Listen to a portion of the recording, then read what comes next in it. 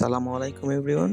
আমি হচ্ছে আয়াদ। আজকে আমি আমার বাজরিকার পাখি কিনে আনা খাবারগুলিকে পরিষ্কার করে দিলাম। কারণ হচ্ছে আপনারা যারা বাজরিকার পাখি পালেন তারা অনেকেই হয়তোবা জানেন যে বাজরিকার পাখির খাবারে প্রচুর পরিমাণের বালু থাকে, ধুলাবালি থাকে আরকি।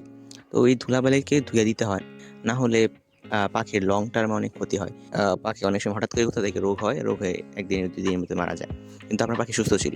আসলে এটা হয় হচ্ছে পাখি অনেক দিন ধরে টানা ৫-৬ মাস, ৭-৮ মাস বা ১ বছর টানা যদি এরকম ধুলাবালি ময়লাযুক্ত খাবার খেতে থাকে, তাহলে ওদের মধ্যে আস্তে আস্তে ইমিউন সিস্টেমটা ওর দুর্বল হতে থাকে এবং একসময় পাখিটা মারা যায়। সো এর জন্য আমি পাখিকে আপনারা সবসময় চেষ্টা করবেন পাখিকে ধুয়ে খাবার দেওয়ার জন্য। সো আমি ধুয়ে দেওয়ার জন্য বালতি নিয়ে খাবারগুলোকে ধুয়ে দিলাম। আসলে আমি যে খাবারটা কিনে এনেছি এটা আগে থেকে অনেকটা পরিষ্কার ছিল। তারপরেও হালকা একটু ধুলাবালি থাকতে পারে, মনের সন্দেহটা দূর করার জন্য খাবারগুলিকে ধুয়ে দিলাম। আমি সাধারণত খাবার কিনে আনি যে আমার পরিচিত একটা দোকান থেকে, যেখানে বড় দানা থাকে। আর আপনারা চেষ্টা করবেন খাবারের দানাগুলো যেন বড় হয়। যেন খাবারে অনেক সময় থাকে যে ছোট দানা দিয়ে দেয়। আসলে ওই দানাগুলি কাউন থাকে, কাউনের উপরের অংশ, মানে কাউনের যে একটা গুচ্ছ থাকে তার উপরের অংশের পোরশনটা থাকে আরকি। তা ওইগুলি ছোট থাকে। ওইগুলি পাখি খায় সাধারণত, কিন্তু ওইগুলিতে ওরা মানে অনেক বেশি খাবার খেতে হয় ওদেরকে।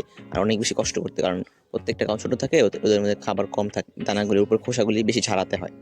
সো ওদের অনেক বেশি অসুবিধা হয়। তো আপনারা বড় দানাগুলো চেষ্টা করবেন আনার।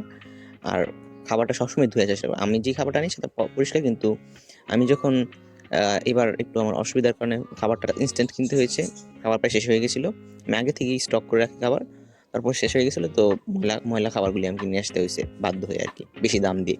ওইগুলি প্যাকেট করা খাবার আরকি, যে আপনারা পাখি কিনতে গেলে দেখবেন যে প্যাকেট করা ১ কেজি খাবার বা হাফ কেজি খাবার একটু বেশি দাম দিয়ে আমাকে বাধ্য হয়। তো আপনার চেষ্টা করব সবসময় পাখিকে ধুয়ে পরিষ্কার খাবার দেওয়ার জন্য। আজকের জন্য এতটুকুই। আমি আর মানে এটা আমার ফার্স্ট ভিডিও, তো সো আমি আর কিছু বেশি বলব না।